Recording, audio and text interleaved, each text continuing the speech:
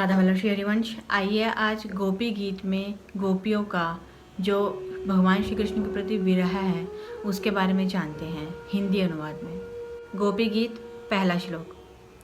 गोपियाँ विरह वेश में गान कर रही हैं, प्यारे तुम्हारे जन्म के कारण वैकुंठ आदि लोकों से भी ब्रज की महिमा बढ़ गई है। तभी तो सौंदर्य और मृदुलता की देवी लक्ष्मी जी अपना निवास स्थान वैकुंठ छोड़कर यहाँ नित्य निरंतर निवास करने लगी हैं, इसकी सेवा करने लगी हैं। परंतु प्रियतम देखो, तुम्हारी गोपियाँ जिन्होंने तुम्हारे चरणों में ही अपने प्राण समर्पित कर रखे हैं, वन वन में भटक कर तुम्हें ढूंढ रही हैं। दूसरा श्लोक। हमारे प्रेम पूर्ण हृदय के स्वामी, हम तुम्हारी बिना मोल की दासी हैं। तुम शरतकालीन जलाशय में सुंदर से सुंदर सरसिज की कर्णिका के सौंदर्य को चुराने वाले नेत्रों से हमें घायल कर चुके हो। हमारे मनोरथ पूर्ण करने वाले प्राणेश्वर, क्या नेत्रों से मारना वध नहीं है? अस्त्रों से हत्या करना ही वध है। तीसरा श्लोक। पुरुष शिरोमणि यमुना जी के विषैले जल से होने वाली मृत्यु, अजगर के रूप में खाने वाले अघासुर, इंद्र की वर्षा, आंधी, बिजली, दावानल, वृषभासुर और व्योमासुर आदि से एवं भिन्न भिन्न अवसरों पर सब प्रकार के भयों से तुमने बार बार हम लोगों की रक्षा की है। चौथा श्लोक। तुम केवल यशोदा नंदन ही नहीं हो, समस्त शरीरधारियों के हृदय में रहने वाले उनके साक्षी हो, अंतर्यामी हो।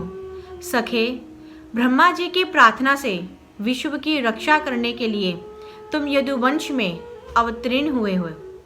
पांचवा श्लोक। अपने प्रेमियों की अभिलाषा पूर्ण करने वालों में अग्रगण्य यदुवंश शिरोमणि, जो लोग जन्म मृत्यु रूप संसार के चक्कर से डर कर तुम्हारे चरणों की शरण ग्रहण करते हैं, उन्हें तुम्हारे कर कमल अपनी छत्र छाया में लेकर अभय कर देते हैं। हमारे प्रियतम, सबकी लालसा अभिलाषाओं को पूर्ण करने वाला वही कर कमल जिससे तुमने लक्ष्मी जी का हाथ पकड़ा है, हमारे सिर पर रख दो। छठा श्लोक। ब्रजवासियों के दुख दूर करने वाले वीर शिरोमणि श्याम सुंदर, तुम्हारी मंद मंद मुस्कान की एक उज्जवल रेखा ही तुम्हारी प्रेमी जनों के सारे मान मद को चूर चूर कर देने के लिए पर्याप्त है। हमारे प्यारे सखा, हमसे रूठो मत, प्रेम करो। हम तो तुम्हारी दासी हैं, तुम्हारे चरणों पर निछावर हैं। हम अबलाओं को अपना वह परम सुंदर सांवला सांवला मुख कमल दिखलाओ।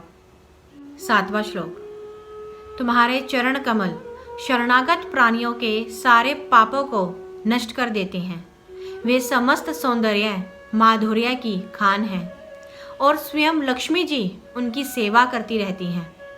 तुम उन्हीं चरणों से हमारे बछड़ों के पीछे पीछे चलते हो और हमारे लिए उन्हें सांप के फनों तक रखने में भी तुम संकोच नहीं करते। हमारा हृदय तुम्हारी विरह व्यथा की आग से जल रहा है। तुम्हारी मिलन की आकांक्षा हमें सता रही है। तुम अपने वे चरण हमारे वक्ष स्थल पर रखकर हमारे हृदय की ज्वाला को शांत कर दो। आठवां श्लोक। कमल नयन, तुम्हारी वाणी कितनी मधुर है।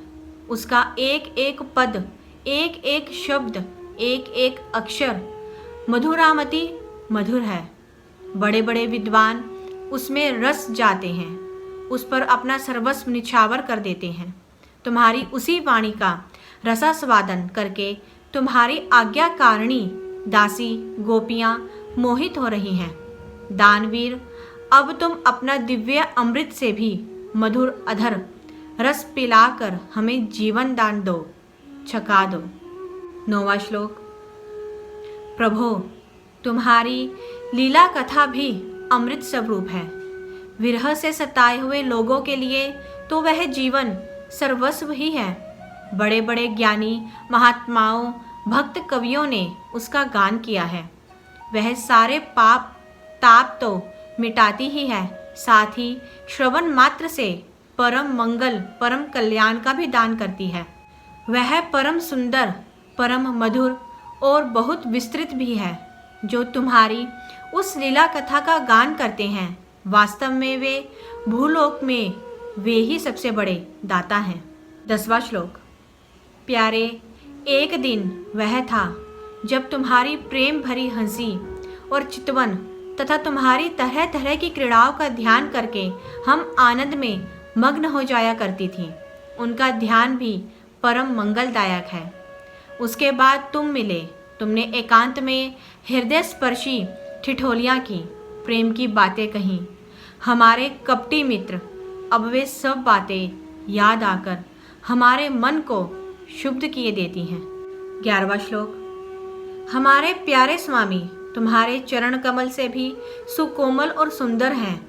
जब तुम गौओं को चराने के लिए ब्रज से निकलते हो, तब यह सोचकर कि तुम्हारे वे युगल चरण कंकड़, तिनके और कुछ कांटे गड़ जाने से कष्ट पाते होंगे, हमारा मन बेचैन हो जाता है। हमें बड़ा दुख होता है। 12वां श्लोक। दिन ढलने पर जब तुम वन से घर लौटते हो, तो हम देखती हैं कि तुम्हारे मुख कमल पर नीली नीली अलकें लटक रही हैं और गौओं के खुर से उखड़ उखड़ कर धनी धूल पड़ी हुई है।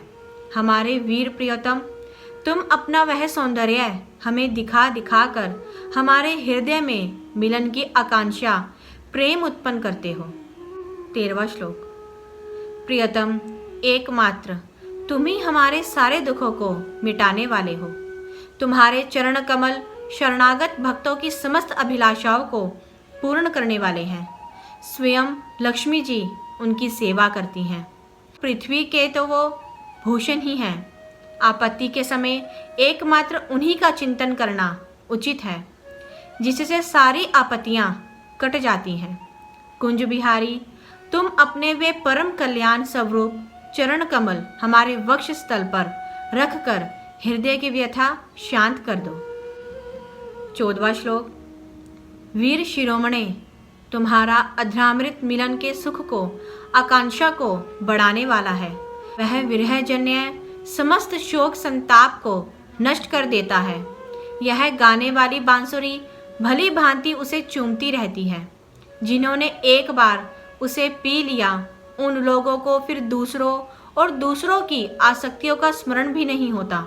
हमारे वीर, अपना वही अधरामृत हमें वितरण करो, पिलाओ। 15वां श्लोक। प्यारे, दिन के समय जब तुम वन में विहार करने के लिए चले जाते हो, तब तुम्हें देखे बिना हमारे लिए एक एक क्षण युग के समान हो जाता है।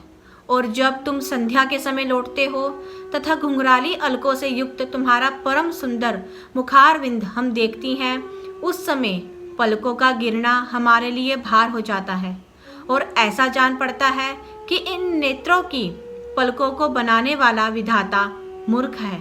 16वां श्लोक। प्यारे श्याम सुंदर, हम अपने पति पुत्र, भाई बंधु और कुल परिवार का त्याग कर, उनकी इच्छा और आज्ञाओं का उल्लंघन करके तुम्हारे पास आई हैं।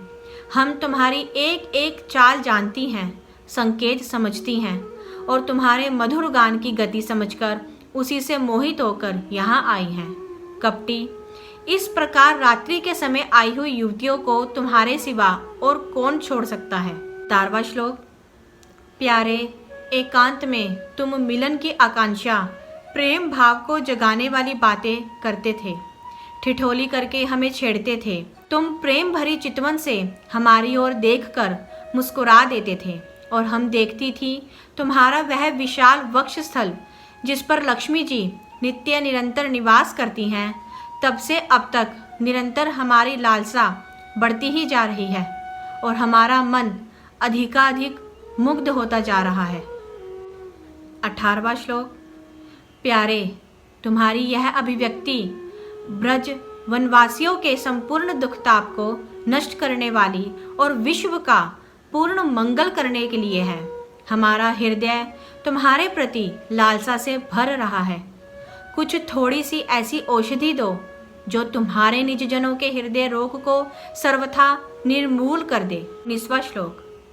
तुम्हारे चरण कमल से भी सुकुमार हैं उन्हें हम कठोर स्तनों पर भी डरते डरते बहुत धीरे से रखती हैं, क्योंकि कहीं उन्हें चोट ना लग जाए। उन्हीं चरणों से तुम रात्रि के समय घोर जंगल में छिपे छिपे भटक रहे हो। क्या कंकड़ पत्थर आदि की चोट लगने से उनमें पीड़ा नहीं होती? हमें तो इसकी संभावना मात्र से ही चक्कर आ रहा है। हम अचेत होती जा रही हैं। श्री कृष्ण, श्याम सुंदर, प्राणनाथ, हमारा जीवन तुम्हारे लिए है। हम तुम्हारे लिए जी रही हैं। हम तुम्हारी हैं। इस प्रकार गोपियाँ अपने विरह को भगवान श्री कृष्ण के प्रति व्यक्त करती हैं। गोपी गीत, अगर हम भाव से इसके अर्थ को समझते हैं तो हमारे अंदर भी गोपी भाव प्रकट हो सकता है। इसीलिए हमें गोपी गीत का भी पाठ अवश्य ही करना चाहिए। राधा वल्लभ श्री हरिवंश।